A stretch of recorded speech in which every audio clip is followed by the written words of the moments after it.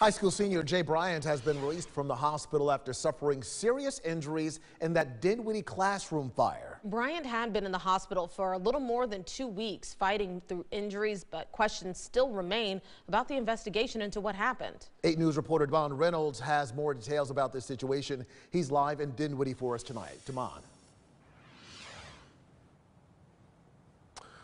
Well, Eric, I'm here at the Dinwiddie County School Board, and listen, I spoke to the father earlier, and he was just rejoicing at the fact that his son was able to make his way home from the hospital. Glad to have him home.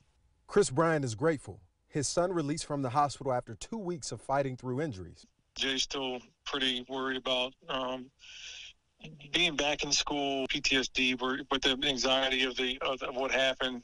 For the last couple weeks, Bryant had the most serious injuries of the people involved, and now he's out. So what's next? 8 News has reached out to the chemistry teacher, the school, and authorities, all of which haven't responded. But we do know there has been controversy around that fire on October 12th.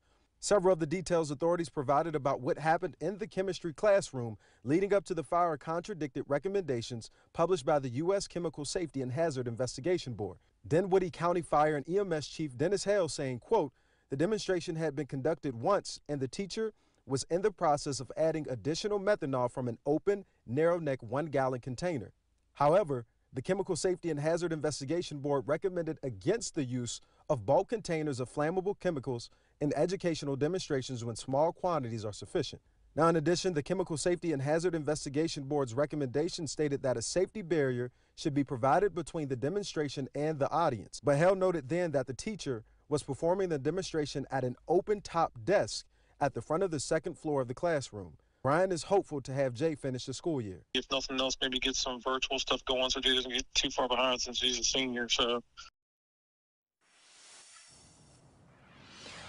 Now, 8 News is still working to get any answers on if there will be any legal ramifications around this incident. I've reached out to the Commonwealth's attorney and have not gotten a response.